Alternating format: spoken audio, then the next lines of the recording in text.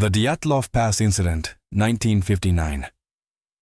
In January 1959, a group of 10 students and graduates from the Ural Polytechnic Institute set out on a ski trek of the highest difficulty level. The expedition was led by Igor Dyatlov, only 23 years old, but already an experienced and respected hiker. Early in the journey, one participant, Yuri Yudin, had to return home due to illness. This decision would save his life. He became the only survivor. The remaining 9 pressed on toward Mount Otorten in the northern Urals. On February 1st, the group reached the slopes of Kholat-Syakhl, literally Mountain of the Dead, in the Mansi language. Facing strong winds and encroaching darkness, they made the unusual choice of pitching their tent right on the open mountainside, cutting into the snow to level a platform. It was a risky decision, exposed to wind and possible snow shifts, but in the morning it would give them a straight path toward Otorten. When rescuers arrived 3 weeks later, they found the tent partially buried under snow, slashed open from the inside. Inside were belongings, boots, warm clothes, food, even an unfinished meal. But no hikers. Leading away from the tent were tracks of bare or lightly clothed feet, heading downhill toward the forest. The first bodies discovered were those of Yuri Doroshenko and Georgy Krivonischenko, found near a cedar tree at the edge of the forest. They were almost naked, and the tree's branches were broken as if someone had desperately tried to climb. Remnants of a fire were nearby. Closer to the tent, searchers found Igor Dyatlov and Zinaida Kolmogorova, appearing to have collapsed while trying to return to camp. Further along lay Rustem Slobodin, who had a skull fracture but was officially deemed to have died from hypothermia. The remaining 4, Lyudmila Dubinina, Semyon Zolotaryov, Alexander Kolevatov, and Nikolai Thibault Brignol, were found only in May, as the snow melted. They lay in a ravine near a stream, partially buried. Their injuries were severe: crushed ribs, fractured skulls, and in Dubinina's case, the absence of her tongue. These details became central to the enduring mystery. The Soviet investigation concluded in May 1959 with a vague statement. The hikers died due to a compelling natural force they could not overcome. Official causes were listed as hypothermia for 6 and fatal injuries for 3. Yet unexplained elements lingered. Traces of radiation on some clothing, reports of orange spheres in the sky, and the mutilations found on certain bodies. Speculation flourished, from secret military tests to UFOs to murder. None of these theories were backed by direct evidence. Today, the most widely accepted explanation is the snow slab avalanche theory. When the hikers cut into the slope to pitch their tent, they weakened a layer of snow. Overnight, strong winds piled on more snow, creating a heavy slab. Hours later, the slab shifted, collapsing part of the tent and injuring several members. The hikers, believing the camp unsafe, cut their way out and moved downhill in hopes of finding shelter in the forest. Exposed to tumulty temperatures and brutal wind chill, they succumbed one by one. In 2020, Russian prosecutors officially concluded that the tragedy was caused by a snowslide combined with extreme cold. The Dyatlov Pass incident remains one of the most famous mysteries of the 20th century. While conspiracy theories abound, modern science leans toward a natural explanation. A snow slab collapse forcing an ill-equipped retreat, followed by fatal cold exposure. The tragedy underscores the merciless power of nature in the mountains, and why 9 young, skilled hikers never came home. The Green Children of Woolpit in the 12th century, villagers in Woolpit, Suffolk, discovered 2 unusual children, a boy and a girl. They looked ordinary in build, but their skin was green, and they spoke in an unknown language. Their clothes were made of fabric no one recognized. This account is recorded in the chronicles of William of Newburgh and Ralph of Coggeshall, 2 respected medieval writers.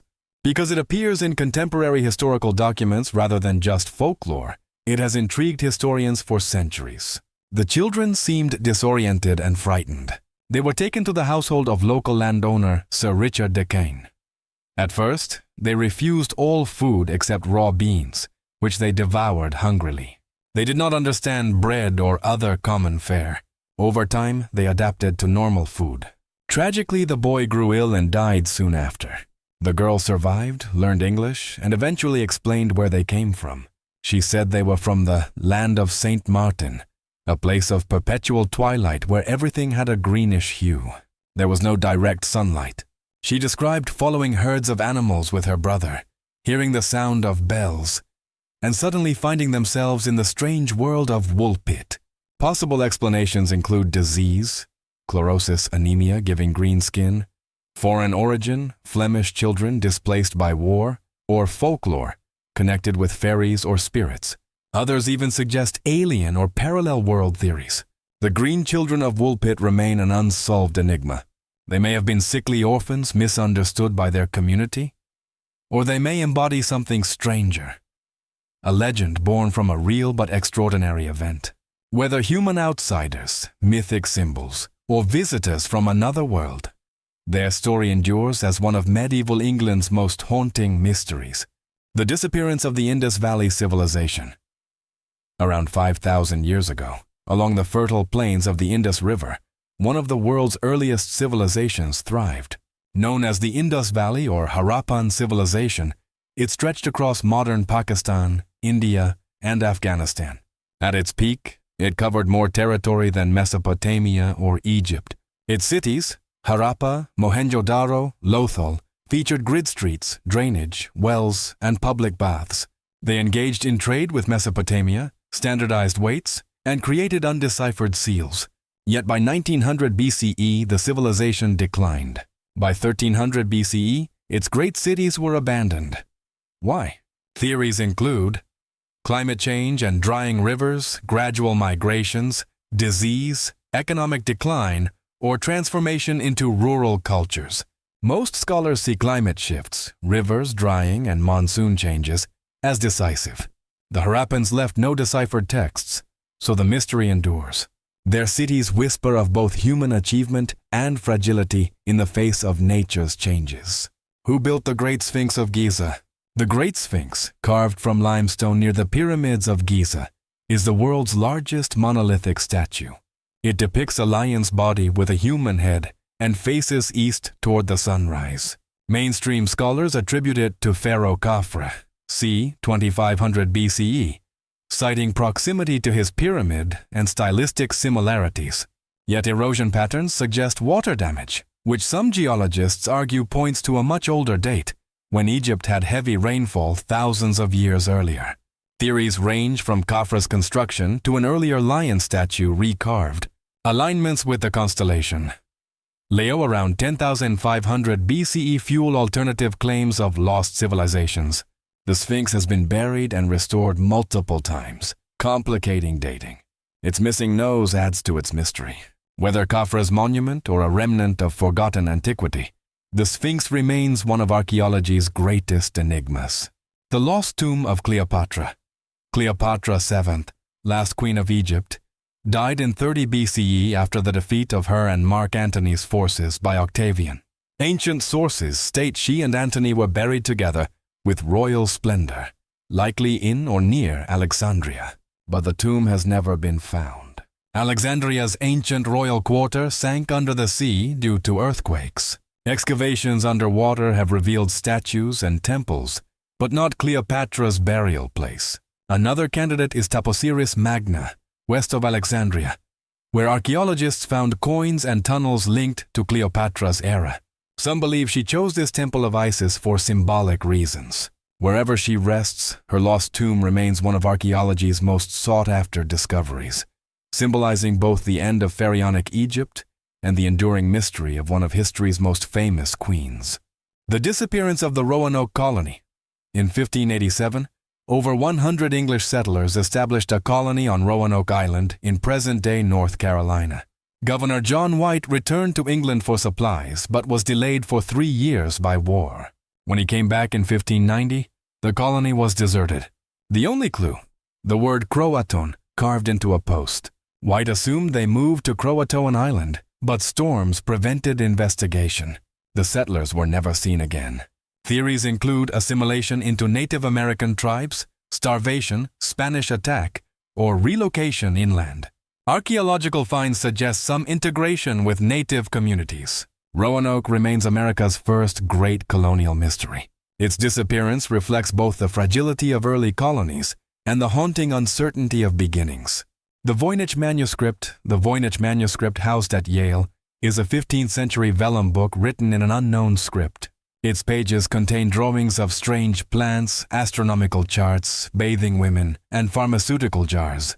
No one has deciphered its language. Some think it is a lost language, others a code, or even an elaborate hoax. Yet statistical analysis suggests it follows natural linguistic patterns. Carbon dating proves it is genuine, not modern. Scholars and cryptographers from WTM the codebreakers to modern AI have tried, all failing. Its meaning, medical, alchemical, or nonsense, remains elusive.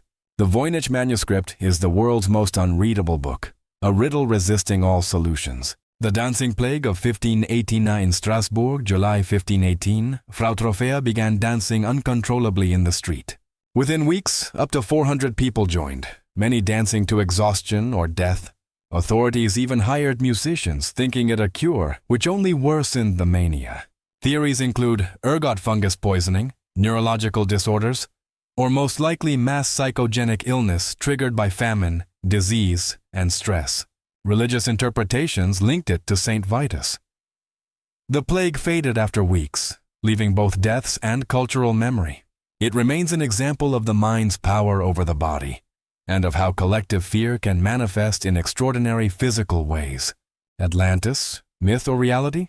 Plato wrote of Atlantis around 360 BCE, a powerful island empire that sank in a single day and night. Many believe it was allegory, but the idea of a lost civilization lingers. Candidates include Santorini's volcanic eruption, Crete's Minoans, the Azores, Caribbean, or even Doggerland in Europe. Some tie Atlantis to Ice Age floods and rising seas. Skeptics insist it was Plato's moral tale. Yet Atlantis remains a powerful symbol of human pride and fragility, inspiring explorers, occultists, and storytellers. Its allure lies in being half myth, half mirror of ourselves. The secrets of Antarctica, the frozen continent, hides many mysteries. Beneath its ice lie subglacial lakes like Lake Vostok, isolated for millions of years, and the Gamburtsev Mountains, a hidden range the size of the Alps.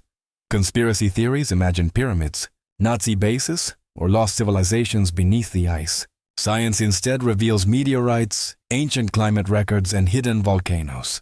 The greatest mystery today is its melting ice, which threatens global sea levels.